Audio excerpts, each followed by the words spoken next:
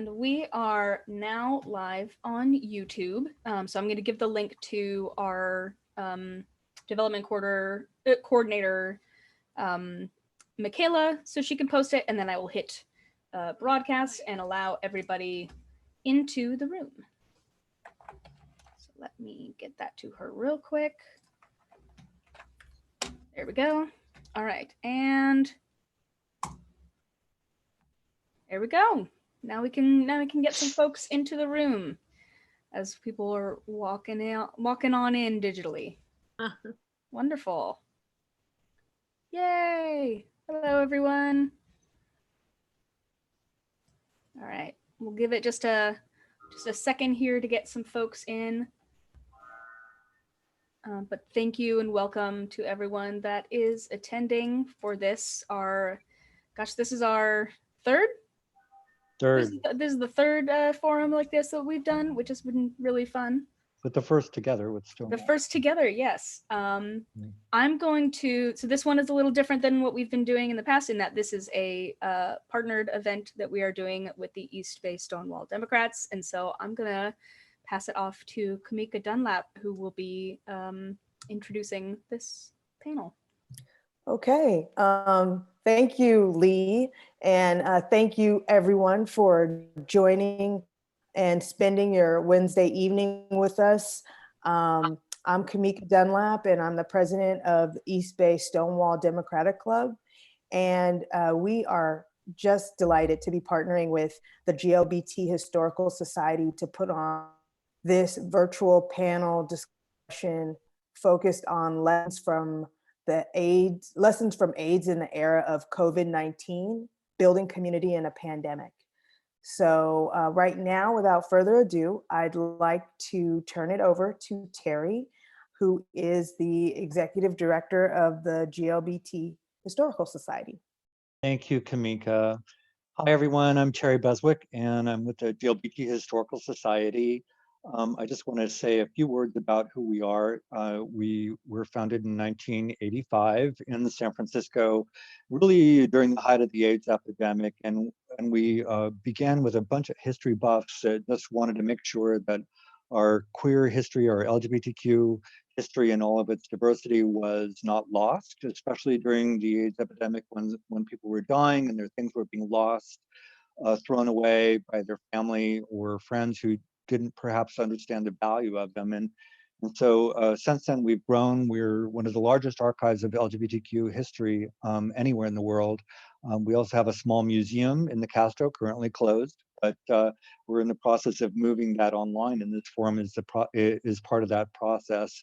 And so this series, we actually started a few years ago after Trump was inaugurated, and we wanted to find a way to bring together people to look at how history can inform the resistance work, if you will, in advocating for social justice in all of its different varieties and forms, as LGBTQ people are part of so many different kinds of movements. And so now we've revamped this as a weekly series looking specifically at lessons to be learned from AIDS and applying those to COVID. And so this particular one is very broad in looking at how we can work as community organizers and activists to affect change. So I'm excited to be here, and I'm really delighted to work with the East Bay Stonewall Democratic Club on this. So thank you for having us.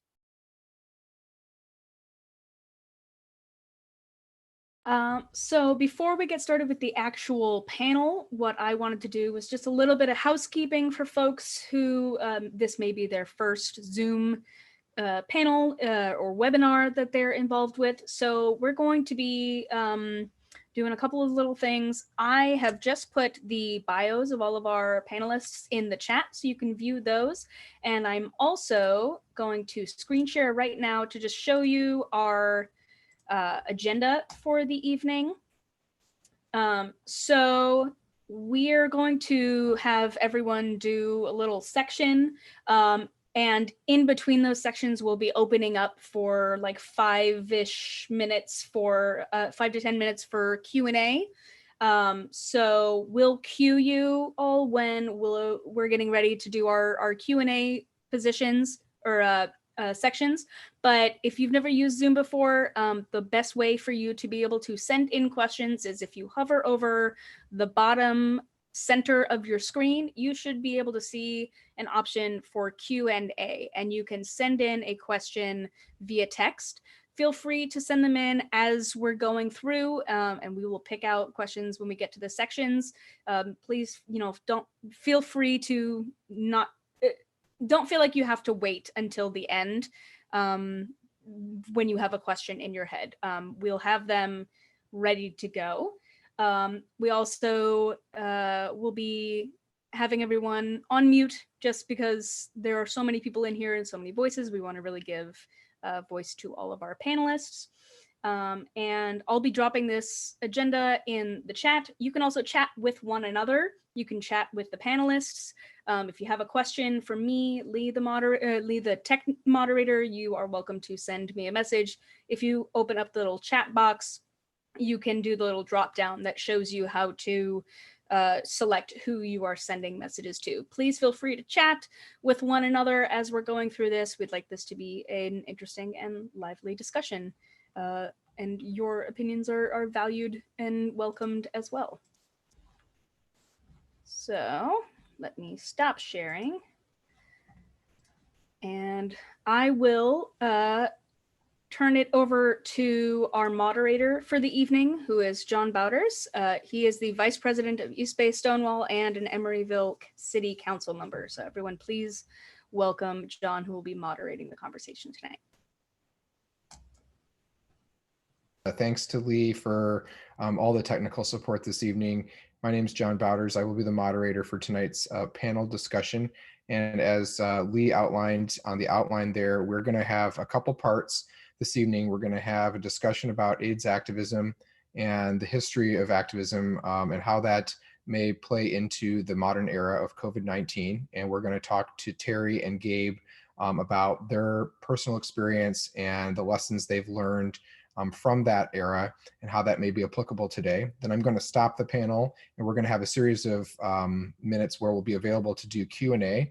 As Lee mentioned, just use the Q&A feature at the bottom. I will be going through the Q&A and I will be selecting questions or moderating the questions for the panel from the Q&A when we get to that point. And then we're going to continue the conversation. We're going to talk to Colette Winlock, who is the Executive Director of the Health and Human Resources Education Center. And she's going to talk to us about the more personal, applicable nature of how to manage mental health in periods of self-isolation and to ensure that we're working as a community to take care of ourselves and one another. And then we'll bring Gabe back in and Gabe will talk about how communities can build upon themselves in the COVID-19 era. And then we'll conclude that with one final and longer period of Q&A. So that will be the format for this moderated panel. And I'd like to kick it off by asking Terry and Gabe, and you can take turns. Could you talk a little bit about the origins of activism in the early days of the AIDS epidemic? And in particular for the younger audience members we have who may be listening today, can you talk about what it means both socially and practically to people when we refer to people as AIDS activists?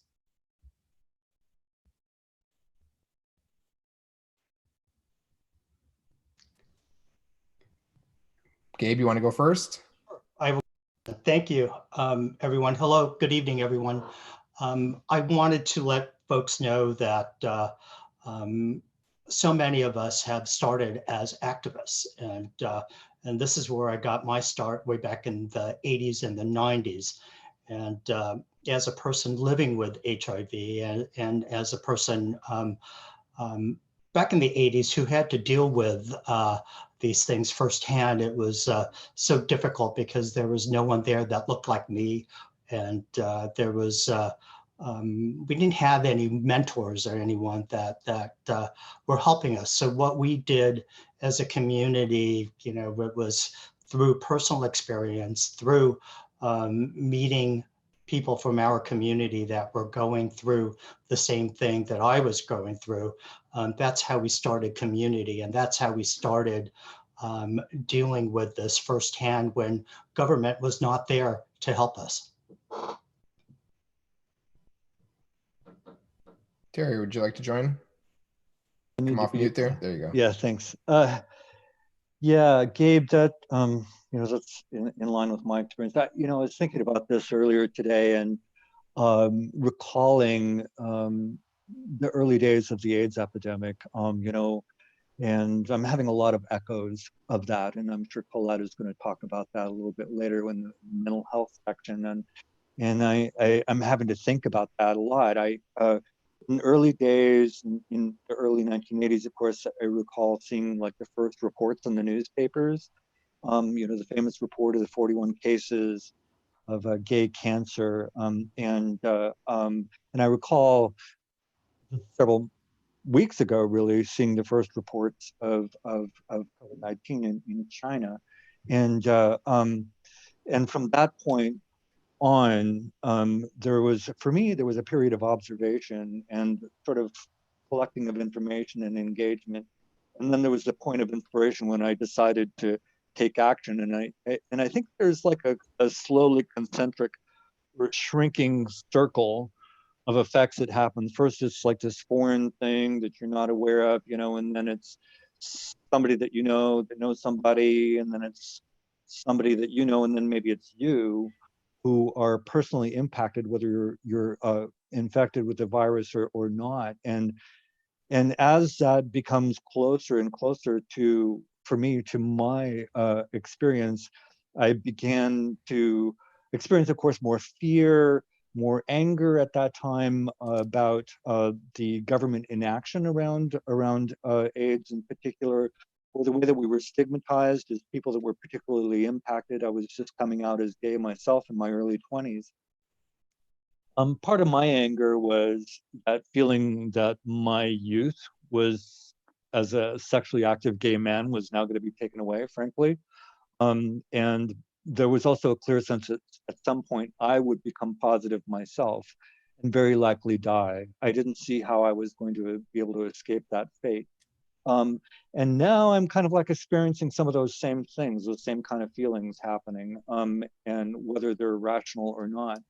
But then there's the point of action, and for me and for so many other people that I was with at that time, it was like, I just happened to be walking down Castro Street and there was a little protest happening, and there was a cute guy with a megaphone, standing on a soapbox, and I don't even know what he was yelling about, but I stuck around, and started to get educated about the issues. And I won't tell you what happened later that night, but I mean, the cute guy was really inspiring to me in many ways. And so I learned about issues that really mattered to me. And he invited me to an early organizing meeting in 1985 of Citizens for Medical Justice. And it was just a small direct action group, later morphed into something else that morphed into ACT UP.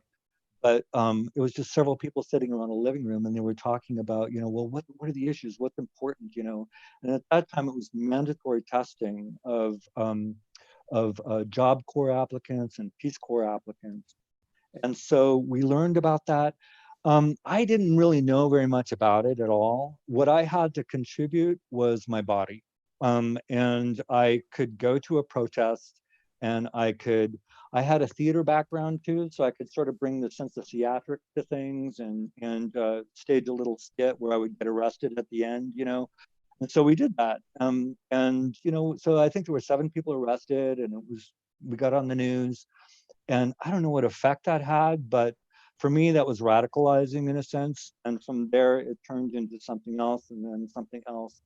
So it was like a process of recognizing issues that were important to me, and then issues that were important to other people, and learning about those issues, and then figuring out what needs to be done, recognizing that we were the experts, and that our questions were all good questions, and then to empower ourselves to take action. So I don't know if that's, to me, that's kind of like just walking through that process.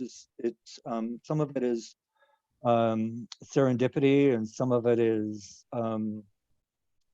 self-empowerment, and some of it is coalition building with other people that, you know, I didn't know anything about Job Corps or Peace Corps, but I knew that it was important, an important issue. What I cared about was survival.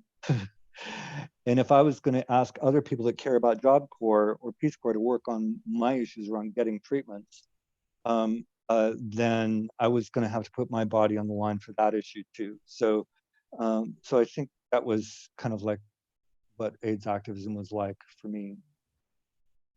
Yeah, so let me take a step off of what you just were talking about there, and you talked about all the different people, and you talked about experts, and you were the experts. Can you talk a little bit about what kind of people got engaged and were activists? I mean, was this kind of the panoply of all sorts of people? Who were the experts, and what made people qualified to be an activist? And what is, we use activism as such a modern day word for so many things. You know, there are activist council members, there are activists who come to council meetings, there are activists for all kinds of things. But in this time, it had a kind of a different connotation, I think. And I'm just curious, for both of you, you know, you guys can decide who goes first on this, but who were activists, and what was being an activist about? Being an activist for me was just trying to get the word out and getting information, and I wasn't getting any information. So I reached out to different groups, and I was able to meet up with groups that we still have now, like GAPA. You know, I joined some of the Asian American AIDS organizations, that GAPA started with another agency, and we started API Wellness Center, where we, in the 90s, we opened the 733 Polk building. And so with that, that ended up being like a one-stop shopping for all your needs, getting testing, getting all the type of necessities and mental health services and food all in one building. You know, in Los Angeles, where I was living at the time, in the 80s and early 90s, it was a desperate situation to see friends and lovers and neighbors just dying left and right. You know, and no one was looking at communities of color. When you're in West Hollywood, it was mostly Caucasian people. So communities of color got together and started their own organizations because we had to. They were not including us in medical testing. And so we took matters to our own, in our own group, and made sure that we were included. And then we were. Yeah. So looking at the folks that I've met through the years, many of them got their start through this. We have the head of Congress. We have Nancy Pelosi, and you know, from the beginning, she was always there before she was elected, and she was there for San Francisco. You know, Tom Amiano and Mark Leno. People that are, you know, have had stints in San Francisco and Sacramento got their start by being an AIDS activist. So it's encouraging to see people from our community now dealing with COVID. We all have to do this, and because you will see communities not being included. Yeah, somebody said to me the other day that their observation that they had heard was that, you know, when as COVID sort of takes over our lives, you know, if somebody was you know, a spiritual person before COVID, then COVID comes along and they're still a spiritual person. And if somebody was an asshole before, then they're still an asshole now. And sometimes that's even magnified as we get under the pressure of that. And you know, I was kind of like I was an angry young man, I will say, and I became angrier. You know, and I think we bring our own histories of trauma and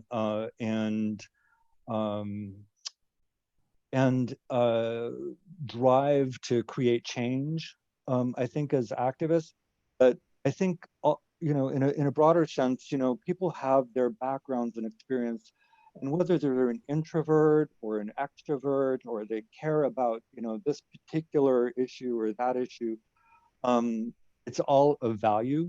If somebody is not able to do public speaking, there's definitely a role for them. If they're able to write, then that's great. Or if they can draw, or make flyers, or I guess now make a website.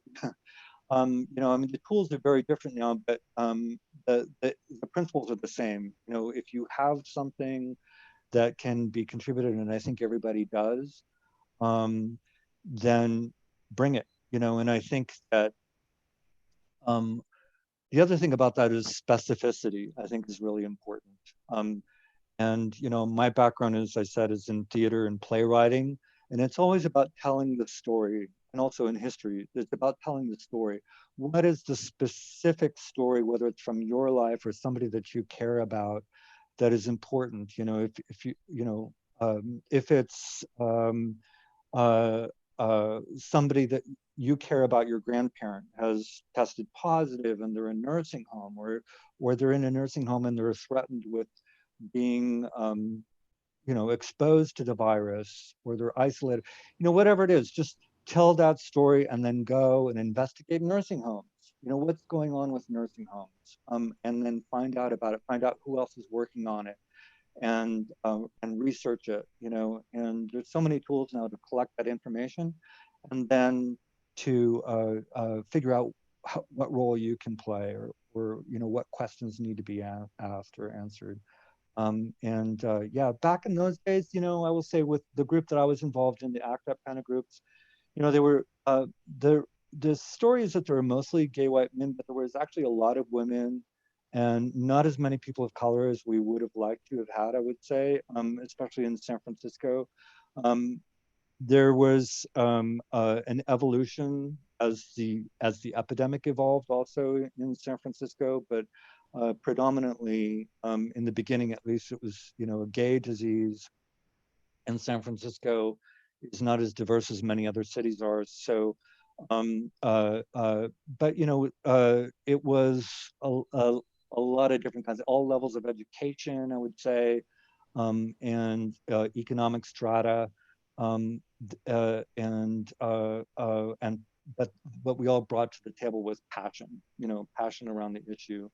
And back in those days, we didn't like do an 8-hour shift or something like that. I was a busboy at Cafe Flore, and I did that for some money, and you could get by, back then, and spend 8 hours a day doing activist work. And that's the way how we all got started, I think. What did people during the AIDS crisis, AIDS activists, do to sustain themselves? So there are a lot of challenges that people face. You have, on one hand, extreme levels of discrimination and bigotry. You have the government ignoring and actually casting inaccurate information to blame people for the cause and the nature of the crisis. So what did people do in building community back then to help them persevere through that? And isn't that kind of exhausting? Abe, you want to take that? It was exhausting, and it was very stressful, and a lot of people, it caused a lot of heartache. There were a lot of people we were burying all the time, friends and lovers, and and there was a time when a lot of people were still in the closet. People were not out at their work. So a lot of this was under the radar, and it was not talked about. So we didn't talk about our personal lives back then, but now, with the modern conveniences that we have now, with these meetings that we're doing now through Zoom now, we didn't have any of that. So it was basically making a phone call and meeting up. And that's what started our organizing. So we did that. There was a group in Los Angeles when AIDS Project Los Angeles started. Very early on, they had these support groups that I was a part of, and what that did, that helped with the stress and personally living with it. And I can't tell you how many people we had at this empty bank building. It was many people every night meeting and talking about what can we do to save ourselves, and to what can we do to save our partner, what can we do to save, what can we do to get food. It was a very desperate time, and it was many folks from my community. It was not good. So it was trying to start by having a group of people figure out, what are we going to do about this? So that's what we did in Los Angeles, because we were seeing so many people. I was working full time, and I was working as a musician at night. So seeing people that I personally knew die of this early on, it was so desperate, and people were helpless, felt helpless, and they were feeling no hope at all. I want to make sure now, dealing with COVID, that people know exactly what we need to deal with, and so I very much appreciate this talk that we're having now, so we can get the word out in our community. This is how you organize, and this is how we deal with this. So you're not alone. I felt alone for many years, and a lot of my friends did. And I want to make sure that people dealing with COVID don't feel that way, and that they do have the help now that folks during my generation did not have. Yeah, I would add to that. I agree with all that, and I also want to say that for the groups that I was involved in, and there were a lot of people doing a lot of amazing work, and prior to the time that I got involved, there were people that started the KS Foundation in San Francisco that became the San Francisco AIDS Foundation. Cleve Jones and Ken Jones in particular, I'm thinking about, but with the ACT UP groups, I would say, we get together every now and then with reunions and panels like this, whether they're in person or whatever. And I would say that for us, it's kind of like looking back on wartime, and as you will hear with people who have gone through war, in some ways it was also one of the best times of our lives, in a way. I mean, yes, there were losses and there were people dying, but we were also fighting, and that gave us life and that gave us hope. I would say some people lived longer because they were doing activist work, and I'm seeing that in my own life even now today with COVID, and we also had a hell of a lot of fun.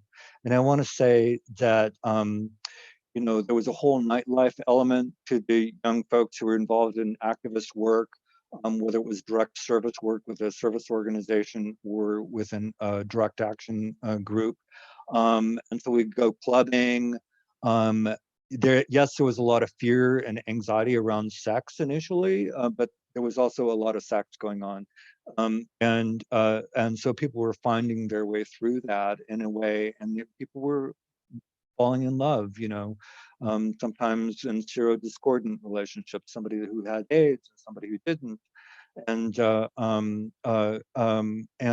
was also a lot of art and a lot of creativity. Our meetings that we would have would sometimes be very tense and focused, but there was also a lot of levity and a lot of love.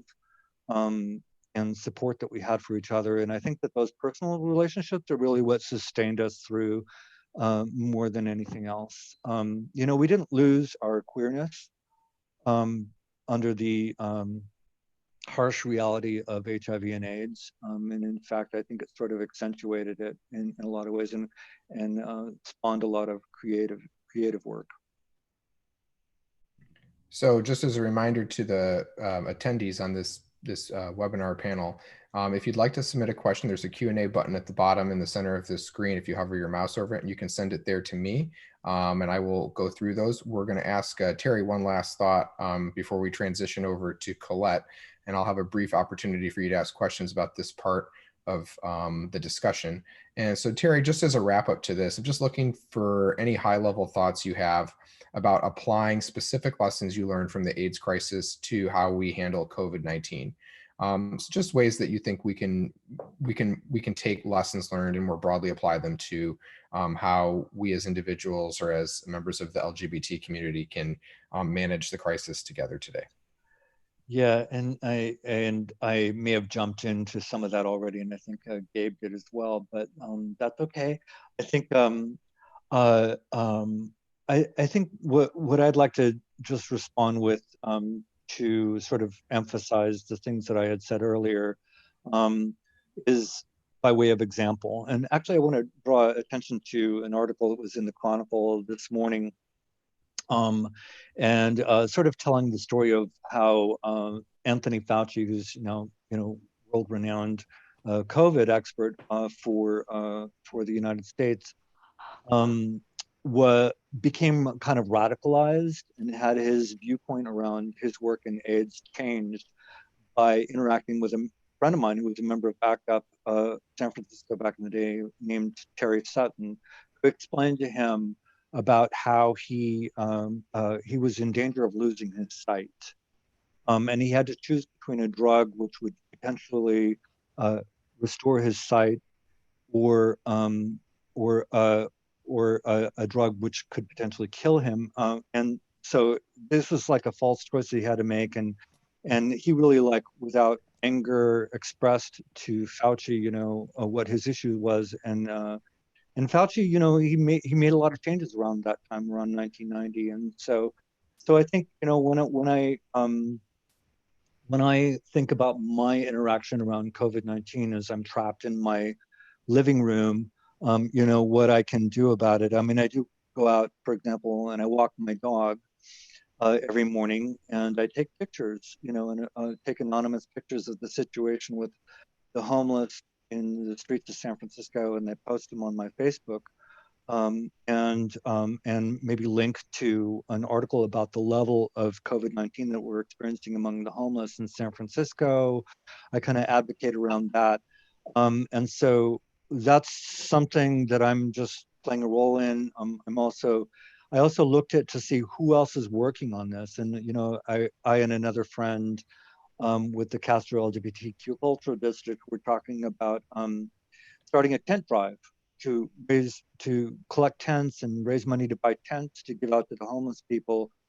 And then we discovered that the Coalition on Homelessness was already doing that. So we decided to just raise money for them and get people to give tents to them. So we did that, and I've done a couple of Facebook fundraisers, raised like maybe $1,000 for them, and which is buy a good number of tents, I think. And so and then we distributed some tents out, and for a lot of people that's the only shelter that they have, because the shelters have been closed for several weeks now in San Francisco to any new residents. And so there's a lot of work that I could go into that's about that. But so we kind of like just formed an informal group that focuses on that. And I just try to use social media to advocate. And then sort of that's kind of like what keeps me sane through all of this. I mean, I have my work with the Historical Society, but then in my off hours and weekends, I can do a little bit of this, and it makes me feel like maybe I'm helping a little bit. And I think there's a number of different ways that people can be involved. And I think Lee can put a couple of links to Turnout, which is a volunteer organizing group. And they have a lot of volunteer opportunities people can be involved in now, whether it's with a food bank or in some way providing direct service, or even remotely from your living room. There's also an ACT UP group that's actually national around COVID-19, and Lee can put up a link to that a little bit later as well into the chat room if people want to get involved. But I think it's just about figuring out what your passion is around COVID-19, realizing that you are an expert because you are impacted by this disease, empowering yourself and empowering others to ask questions of authority figures, educate yourself, and then advocate, however whatever form that may take. I have a group that meets once a week that's old AIDS treatment activists, because that became my lane in AIDS activism, was just getting the research pipeline moving along to come up with effective and safe treatments. And so we're meeting once a week, and we may add along new members, and we're just talking about what's going on. It's so different with COVID. It's like, it took a year or two to come up with an antibody test for HIV, and it took 16 years to come up with any kind of an effective therapy, really. And now it's all just like we're on fast forward. So it's very different in a way. And a lot of the work that AIDS activists and researchers did around AIDS has really made it possible for things to move much more quickly around COVID and responding to COVID, including prevention work. And so I just want to say, figure out what your passion is, figure out who's doing work in that area already, learn about it, figure out if there's some new thing to do. I think I started maybe 4 or 5 different groups in the early days. I don't know about you, Gabe. But it's, there's so many different groups that we started, and some of them folded into other groups or whatever else, I think if there was something I would have done differently, we started this one group called the Community Research Alliance in the early days. We had buyers clubs that would get unapproved treatments available to people with AIDS who were desperate. But then we wanted to research those treatments, and so we formed community-based research groups around the country. I started one with other friends, Hank Wilson, John James, others, Martin Delaney in San Francisco. And there was already one forming of a physicians groups, and I would say I probably wouldn't have expended that energy.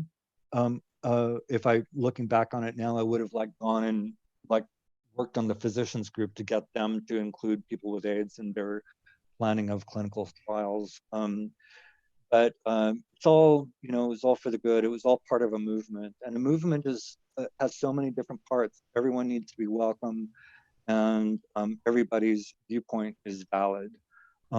So that answer your question? Yes. Thank you. So we have a few people who've submitted questions. I want to take time to make sure we get a few of these questions answered from people who are attending before we move on to Colette's section. So the first question I want to ask you is, you both have referenced the differences around organizing during a time where there is now more technology and social media. Yet with more tech, we often see fewer people showing up in person to do direct action. So what do you think the trade-offs are between having a more digitally organized society as opposed to actually getting people out into the streets figuratively, which can't actually happen as much during a shelter in place? What do you think the trade-offs are in that? In my opinion, we need both. And with that, looking at everything that we need to deal with COVID regarding medications and regarding, look at what we did in the 80s. And back in the 80s and 90s, our community was the guinea pig in all of the drug testing. And so I see that happening with COVID, because things are getting out of hand right now all over the world. So, doing what we're doing now with the modern conveniences, that's great, because we're reaching out to so many people, and people that don't want to be out with this and be talking about this publicly. But we also need that as well to make sure government does its job in making sure that we get things done for all communities. So you got to have both. Yeah, I agree. It's interesting, that's been a point of discussion for a while now, ever since, we've had, especially social media, where, people they feel like if they like something or they repost something that they've done something, and there's been frustration. Well, did you vote, or did you actually go to the Women's March? Did you or did you just did you just like it? Or you say you're going to go to an event, but if you say you're going to go, it doesn't mean you're really going to go. It just means that you're kind of interested in it at that moment. Just like I have 3,000 friends on Facebook. Do I really have 3,000 friends? No. I may have 3,000 acquaintances, and that's great. But the thing is, it's moot now, at least with COVID. It's kind of moot because this is our only means of advocacy is by interacting through the internet and through the media. And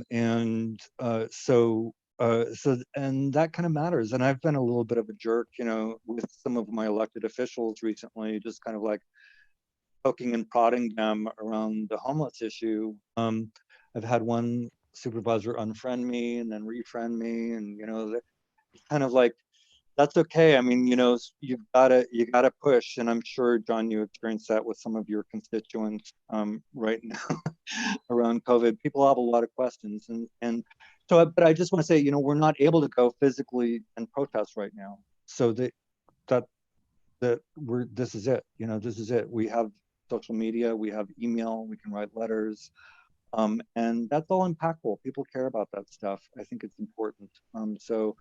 When we're able to, but I'm in this for the long haul. I don't see us having a women's march. The San Francisco Pride was just canceled yesterday. I don't think we're going to be doing anything like that for maybe a year. So we got to use these tools that fortunately we have. We can't go to the library, but we've got the internet. So yeah. Thank you. So I want to try and get two more questions in before we switch over. So one of them is just following off that. From a historical perspective, what sorts of activist or public individual activities during the AIDS epidemic helped professionals in our society in researching and developing treatments, if anything? What publications? What public individuals or entities? What kind of, I'm sorry, not entities, activities. So like, were there things that we did publicly that were helpful to professionals or to communities in helping identify solutions for AIDS? Yeah, Gabe, do you have anything? Go ahead. Go first. Okay.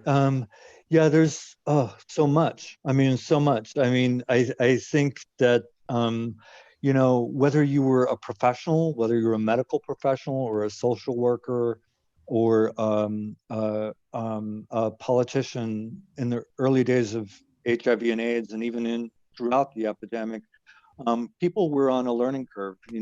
People didn't know anything, and so to the extent that as an activist or as a frontline worker around AIDS or with COVID, you may have valid questions that will be helpful to people who are professionals. And when I have conversations with physicians right now around clinical management of COVID, they don't know. They're trying to figure it out. They're realizing that ventilators are not necessarily being used properly, or that they're working well. Trump's latest fake cure may or may not have any kind of utility with this. There's a lot of fraudulent information out there that needs to be discounted. So I guess, yeah, we definitely played a role, and healthcare workers and physicians and politicians all felt like people with HIV and AIDS, and gay people in particular, people of color that were impacted by AIDS, prostitutes, rights activists, prisoners' rights activists, they all played a role in affecting policy and change and around our public policy. Gabe, I actually want to use that answer to leap to the other question, and then I'm going to let Gabe try and take the more challenging and interesting question first. Okay. So we have an interesting, quote, divergent perspective that's been supplied by one of our attendees, which is that back in the day, the gay culture was, in their words, an erotically charged gay male culture that was in some ways extinguished by the epidemic. And so there was a subculture, sexual subculture that they refer to here. And they kind of, in I would say like in a devil's advocate perspective, refer to the fact that the changes that we experienced in kind of the undergrounding of sexual conduct in response to the public backlash to gay male culture during the AIDS epidemic has really changed, and so changed the way we kind of maybe talk about it in relation to how it was perhaps 40 years ago, right? And so the question is now, people feel that intimacy, there was more of a connotation of fear around intimacy at the time. And so one of the questions that they've posed here is, in the name of science or expertise, with so many people being at home, the behavioral science of this, is it healthy? Is it healthy to put these kind of structures around the perhaps more free-loving sexual experience? Is this a positive change? Do you welcome that? The word they used is a form of totalitarianism, which may not be the word I would use, but I want to give the commenter the opportunity to speak freely through the moderator as much as possible. So, well, maybe respond perhaps at a high level generally to, do you have observations or thoughts about how the sexual culture of the LGBT community was changed either in the moment during the AIDS epidemic, or how that is changed permanently as a result of it, and what implications does it have for us today? Maybe that's the best way of putting that. Light question, Gabe. Light question. You got this. It's one of those things where back in the 80s and the 90s, there was a subculture of open sexuality, and it hasn't changed. I mean, I do believe that it hasn't changed at all. But with COVID now, this changes everything, because you're getting society as a whole, not just LGBTs or people that had a blood transfusion, or people injecting drugs. We have everyone that you can just catch this through breathing and or being around someone that has it. So looking at that and seeing what we learned in the 1980s, people are definitely careful now, in my opinion. People are dealing with they're risking their lives now. And you look at folks in the front line now that are catching this. People do not want to catch this, and so people may be hooking up now. I don't know, but I believe that this pandemic is so. People don't know about it, really. So in my opinion, what we need to do, and what will enable the LGBT community is to learn more about this pandemic, learn everything that you can, especially people that are positive. They should know everything, know the details about this disease, this pandemic. And I think you will be able to have less stress in your life because you know some of the answers. The sexuality of the 80s and 90s, in my opinion, are, it's still happening now, and things are much freer than they were, and things are more open. So that's just my opinion. So. Yeah, this is such a broad question, and there's a lot to be discussed around this. I agree with Gabe, that sexuality is not something you can suppress for very long. I am concerned how, as sexual beings that are being isolated, how we're going to respond in healthy ways going forward. And I think we do need to look back at AIDS and see what worked and what didn't work. I think fear and shaming may have worked for a little while in the beginning, and it's not sustainable over the long term, and so we have to in a very sex positive way, I think, talk about healthy ways for people to express themselves sexually. in a way that, you know, is authentic for an individual. So, and I just want to make a plug also for these Wednesday night Fighting Back series. We have a few episodes or panel discussions coming up. One of them is going to be about pandemic sex, in particular looking at the gay community. Another is working at health workers, is next week, health workers during the pandemic. And the one after that is going to be about stigma around AIDS and stigma around COVID-19, around groups that are particularly stigmatized. And so, but the second one I'm particularly looking forward to as being a cool discussion. There's a lot of debate happening around that online now. And maybe Colette would have some comments about that as well. I'd be interested. That is the perfect segue. So we are on time, and it is time. I want to thank Terry and Gabe for your discussion, for sharing your personal lived experience and expertise on this issue. And I thank the people in the audience who sent in some questions for us to keep that discussion going. And we are on time to move to the next section of our discussion. So if I could ask Colette to unmute herself, and so we can have a conversation with you, or someone's going to do that for you probably. We'll take care of that for you. Yeah, Thank okay, you. there I am. There you are, Colette. So Colette is going to have a conversation with me about protecting your mental health in a pandemic. And so, Colette, first thing, actually the first thing we would probably like to hear from you is just a little bit about you and what you do for those members who are participating, who've seen your face at so many of our club events, and who know your smile and your laugh. It'd just be great to just talk a little bit, maybe for a half minute, about what it is you do so that we have some context. Well, John, I have been working in the field of community services since I was 22, and I'm 64 now. And so that's been substance abuse services. I used to work on a hotline. I used to be part of the crisis intervention, where you go pick up people who had overdosed. I've worked with transitional age youth, particularly those that are homeless, around developing, a reconnection to the community. I myself, I identify as a recovering codependent. I realized about 10, 15 years ago that I have what's called dysthymia. And dysthymia is a low-grade depression. And actually my treatment for it is my lifestyle. I've got to not get too hungry, not too tired, not too angry, and just make sure that I'm doing those things that build me up. And right now I'm the executive director for a kind of a mid-sized nonprofit, and we focus on mental health wellness.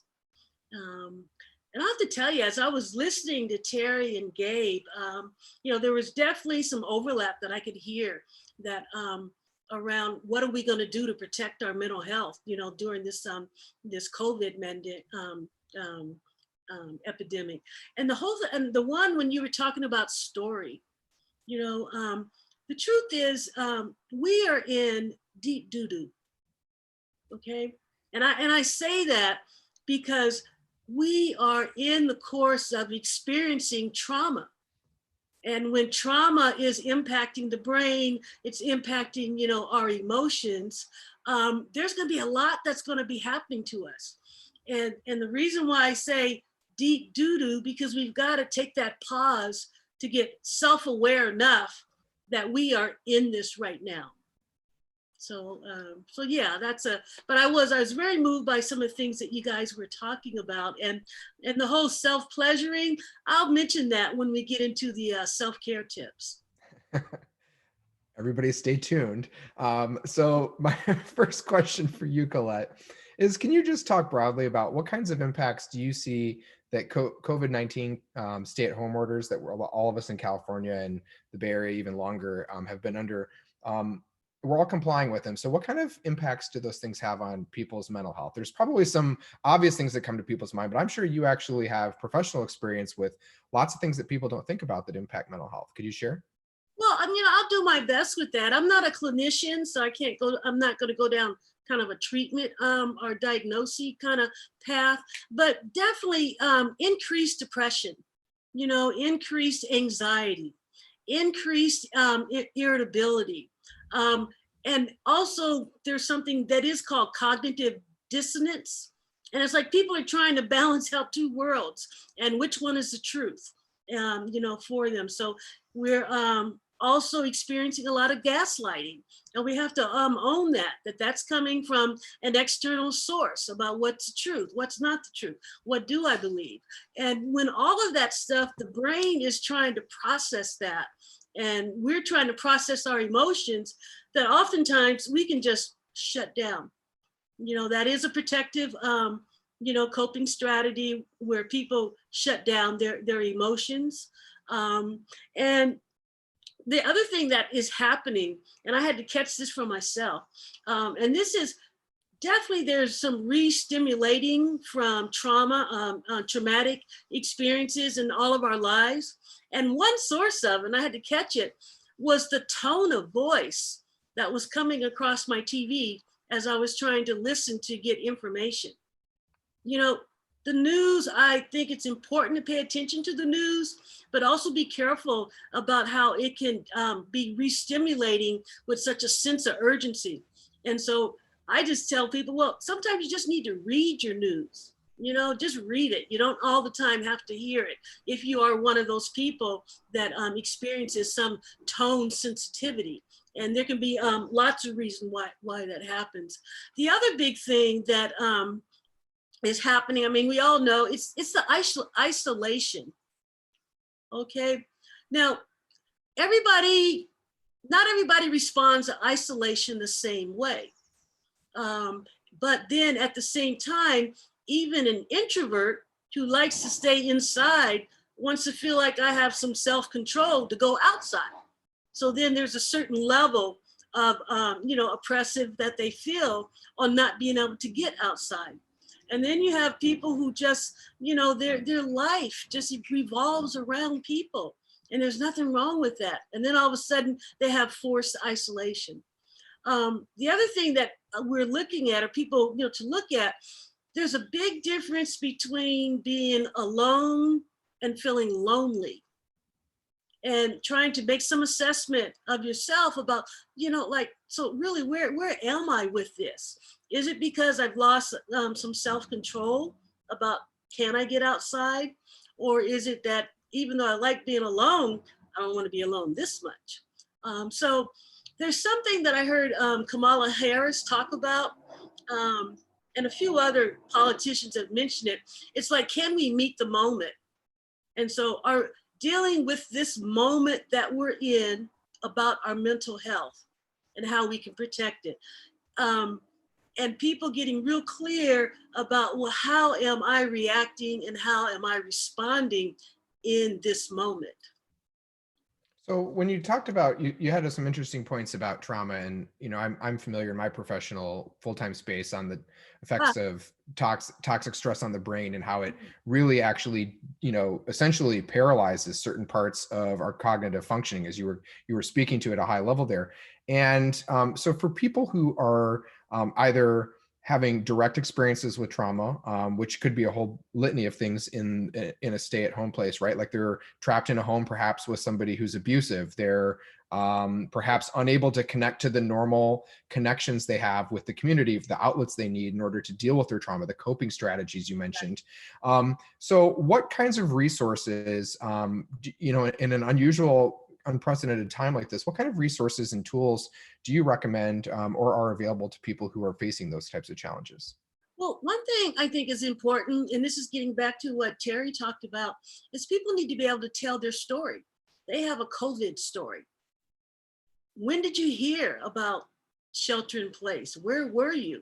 What were some of your thoughts? What did you do? Did you feel like you were ready? And finding those spaces to tell stories. Now, I have to tell you, I'm a big proponent of people calling hotlines, okay? At calling hotlines, people are trained listeners. Most good hotline, people, they're not judgmental. They know how to ask the leading questions to help bring out, what's going on. And there's two great hotlines. I mean, Alameda County has its crisis support hotline. I actually used it last week with one of our participants that was suicidal. And I was a third-party caller listening as she's working. And I was just amazed. So I think that, we got to drop some stigma we might feel around utilizing mental health services, and find that place. If you're not going to call a hotline, find a friend, a partner, to talk to about it. If you have a therapist, this is not the time to stop seeing them. Just see if they'll put you some on credit, but still making those phone calls. The other thing that's kind of a parallel to the AIDS epidemic and what's happening for us with the COVID is peer support. It's really important to feel like you have peer support, somebody that understands, somebody that's going through this with you. I think that I know there's lots of LGBT families out there with kids, and you hear so much about the other parents, the straight parents and what's happening to them, but what's happening to our LGBT families? How are they doing? All of a sudden they're thrown into, homeschooling. What's unique for how they need that type of support? So I think that there's a number of resources out there, but the first thing is we do have to allow ourselves to admit that we are experiencing trauma. And I don't care if you're walking up straight, you're looking good, everything's fine. There has been something that you have to react to right now. And so paying attention to how that's affecting you. You got me on a personal note there, Colette. So I'm going to ask you a follow-up question, because as someone who, lived with trauma, lived unhoused, was disowned by my family, I'm thinking a lot right now about young trans individuals, young LGBT people who are perhaps sheltering at home in an unwelcome place. Yeah. And so I'm wondering, we've put on the chat line, on the chat box, resources for people who want to take them down or have them available to share with people. The LGBT National Hotline. We'll have Lee keep posting some of those other resources here, and we'll put out an email later with all of them. But just for young LGBT people who perhaps are sheltering in a place that's not safe, something that I have some personal familiarity with, I'm just curious, in a time when you're not allowed to kind of go out and you're not supposed to go from place to place, what do we recommend to those people? What do we do? Okay, I'm gonna take a deep breath on that one, because it's not an easy answer. And I know you know that. Yes. It's not an easy answer. And I'm going to be careful what I recommend, but at the same time, I think that it's important that if a transgendered young person is not in a safe environment, that just because we have this shelter in place, they should not have to stay. They should not feel they have to stay someplace where they're being abused or they're being harmed. Okay, there are a number of homeless shelters here on the East Bay that work with transitional age youth. Now, maybe not specifically transgender, but transgender youth are youth. You know what I mean? And so they still should be able to feel like they can seek out, services. So it's not an easy answer, John. And I know that's why you're doing the work that you're doing, because we need to be more specific about where do our youth go. Now, I know Pacific Center is offering a number of workshops, that are on Zoom, and you can call them to find out more resources that could be available. They usually have their pulse on what's happening, here on the East Bay. Don't overlook the Oakland LGBT Center. They've got a number of things happening. I don't know if you guys know much about Kin Folks, but she's also, a resource that's out there. And I think that as I'm talking to you about it, we need more. Absolutely. And I just want to take a moment and recognize all the attendees who are posting resources they know of. This is exactly the type of community building we were hoping to generate with this panel. So folks have posted the 7 Cups LGBTQ chat room and online support. The San Francisco Community Health Center has moved a lot of its trans programming online with links that were posted. Kaiser, the fact that you can go to your health insurance providers. Some people have noted that that's been a huge support for them during this process as well. So for a lot of people, there are existing supports. And I think that there are those most vulnerable people among us for whom trauma is debilitating. Trauma can be a very debilitating thing for people, and it takes a long time. You never really leave it. You carry those experiences with you. But how we cope with it and how we are supported to ensure that people don't reach a crisis stage, I think is the key thing that you're saying here. And so I'm just curious now, in that respect, for people who maybe don't have, we have kind of a compilation of services, right? There's professional services, there are resources, there are organizations and groups that support. But what are some tips that you might give for people that I don't want to trivialize this, that may just be self-care? What are the types of things people can do in their own home? And what things would you say, not just about self-care, but how we link our physical health to our mental health? Because I think that we overlook that sometimes, and the nexus between those things. Right. And John, I don't see self-care as a kind of trivializing something, because many people say now taking care of yourself is a revolutionary act. And particularly if you are part of a oppressed group, a marginalized group, that is the revolutionary act, is self-care. So I want to share these, some things that people can do. There's one very simple one that I would like to ask everybody to do, and that's hydrate. I don't know if you know, but when you are dehydrated, dehydration can mimic depression. It can cause headaches. It can cause low mood swings. And so hydrating yourself, drinking enough water, some people holistically say drink half your body weight. If that's too much, try to drink at least 6 to 8 cups of water, a day. And you will be surprised of how if you're somebody that hasn't been drinking water very much, you'll be surprised in about 4 or 5 days of what you'll experience. The other thing that I think that is very important is, one is to find your talking buddy. You gotta find a talking buddy, and that might not be your partner.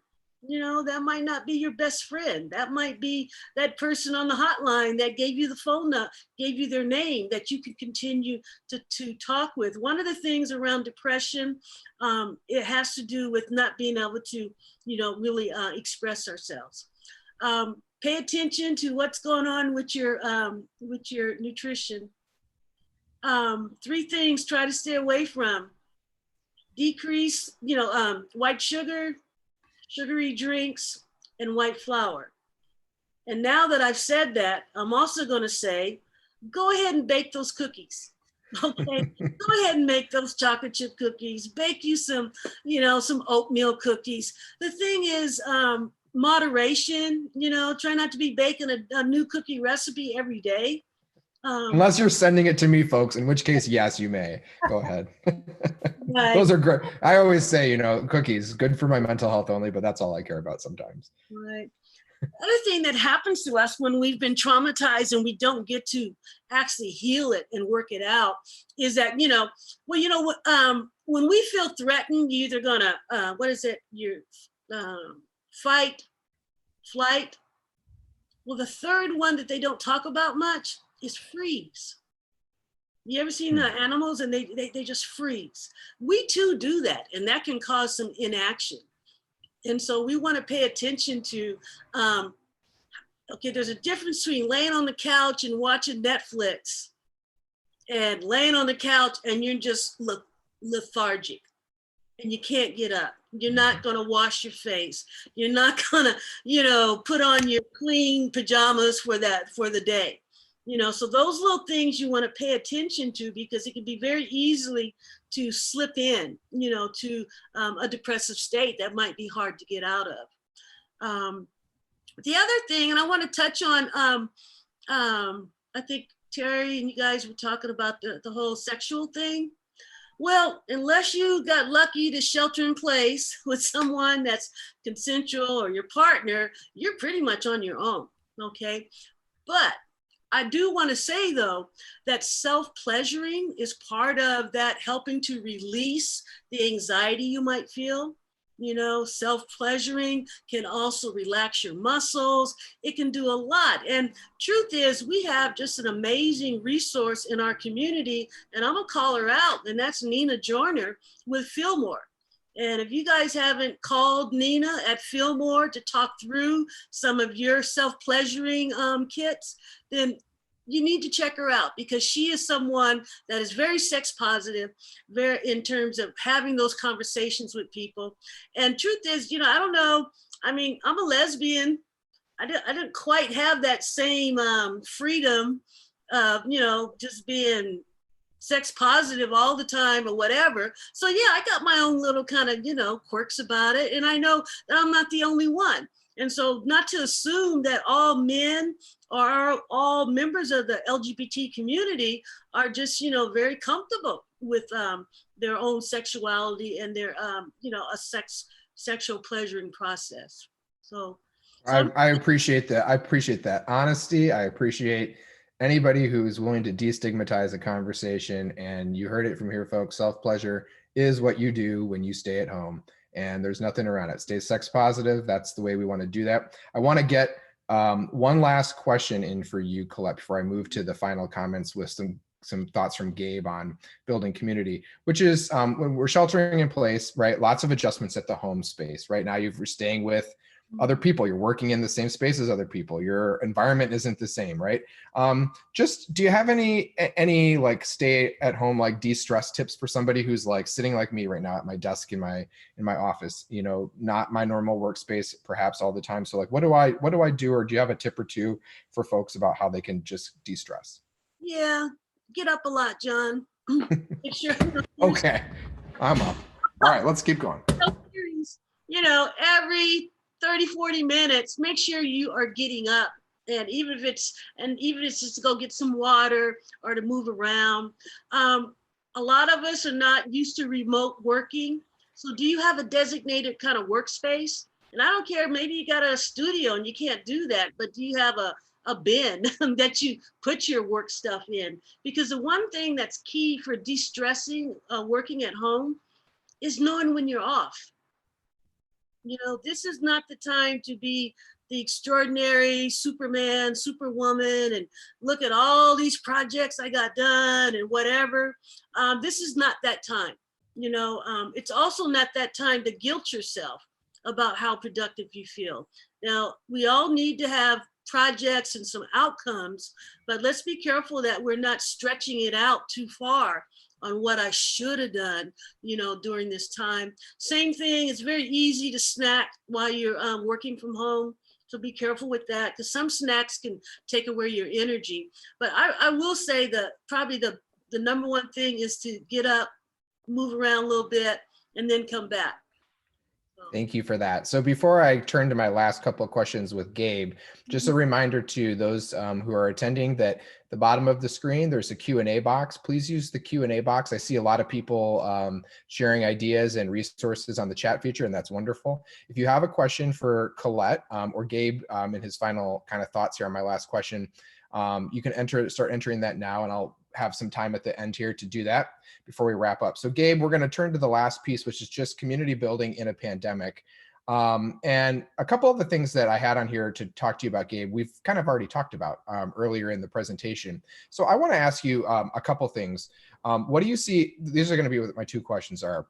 What are the biggest opportunities for political activism today during COVID? How do people get involved in that? And the second one is going to be, what are the challenges and barriers to doing that and building community right now? Okay, great, good questions. Our community has so much experience in organizing, and because that's what we've done from the beginning. We've done that because it was because of life and death. So we took matters to another level, and I believe that you will see that again during the COVID pandemic. We have to do this because it is between life and death, and dealing with that instead of anxiety and dealing with what's going to happen next. What will help our community is to get involved, and to get involved means getting the right people, encouraging people to do things and organize more. I know, John, you and I have seen that happening in our community. I'm so excited to see more and more people from our community doing things that will help our community by joining boards and commissions in cities, by joining a political club. Folks that are interested, LGBTs that are interested in making sure they have a say in the environment, they can join the League of Conservation Voters.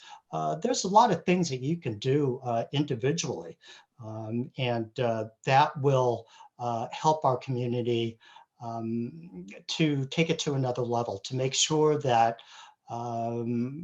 folks that are feeling hopeless right now, this will encourage them to just get out and do something.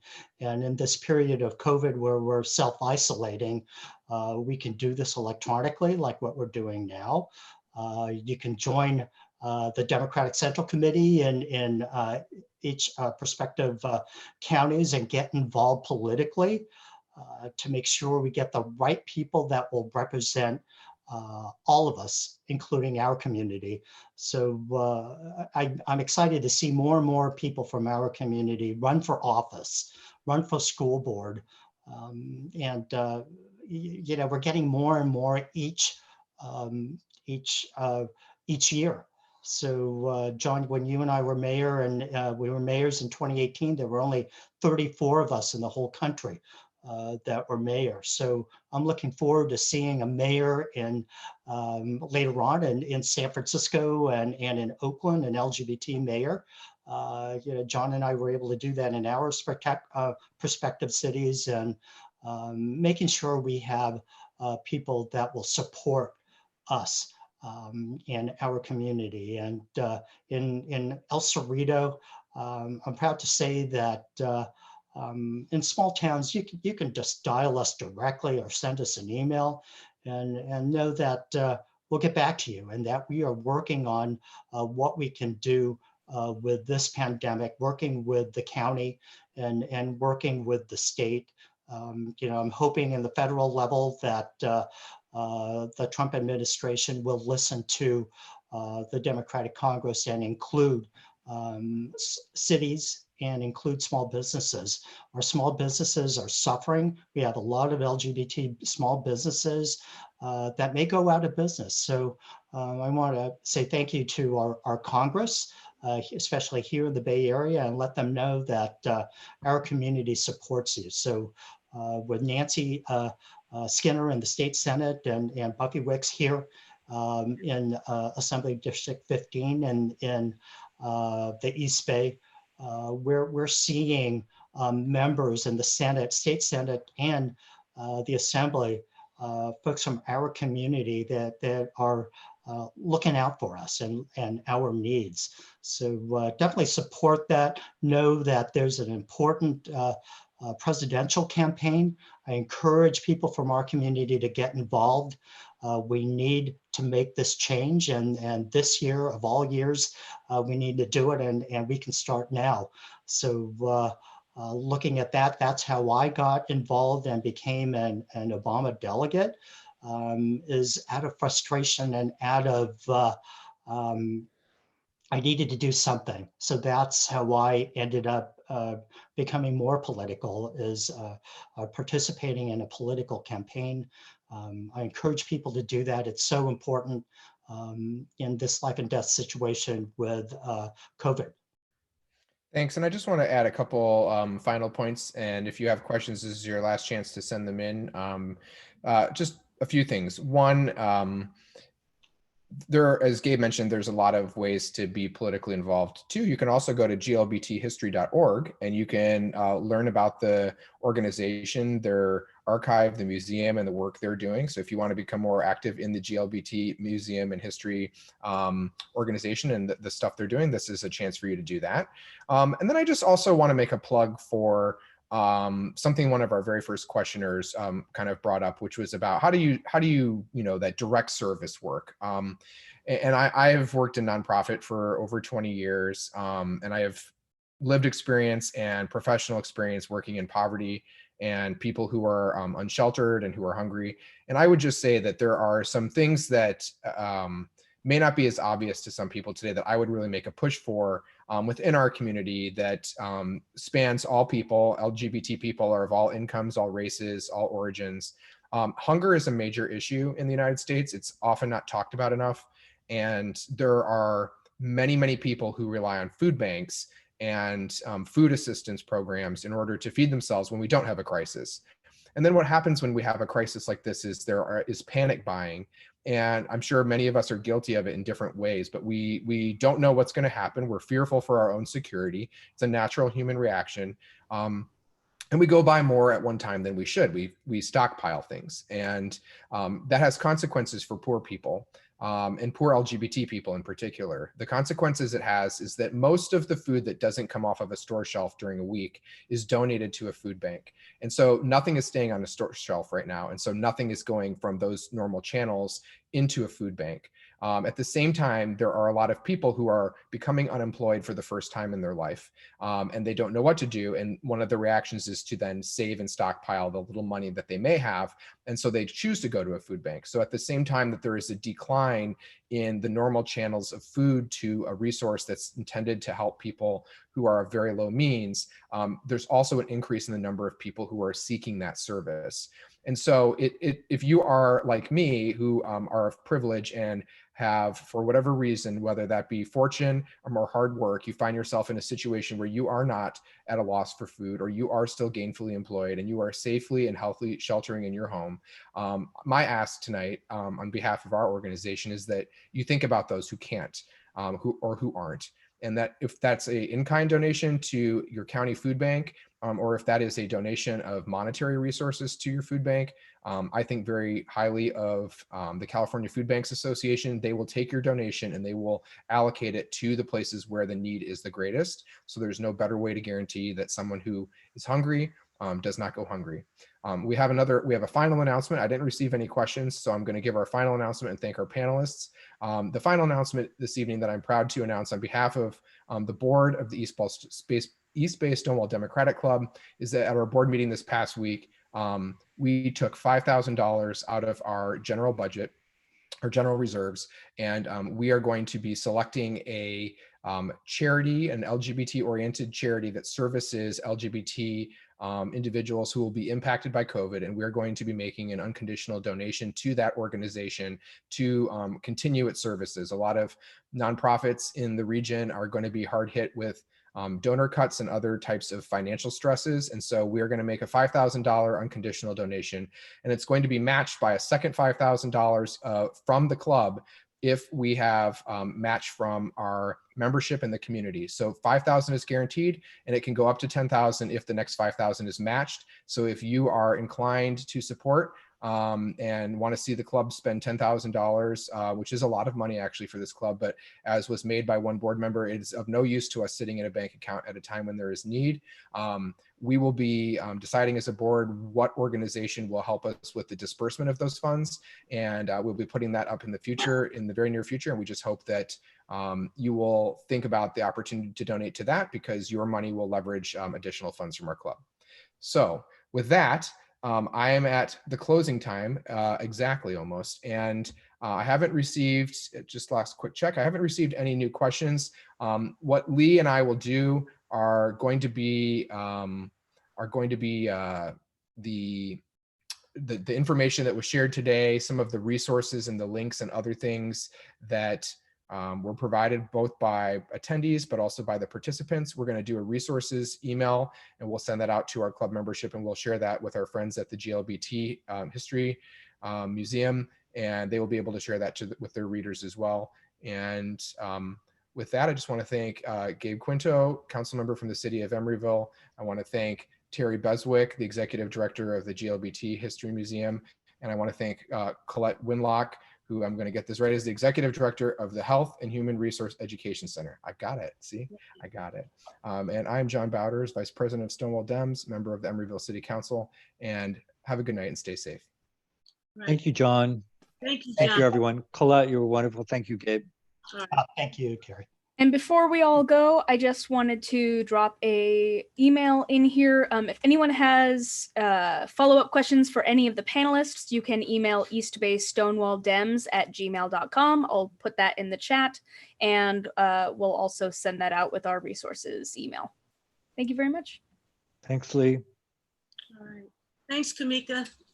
Take care. Good night. Thank you, everyone. Wash your hands.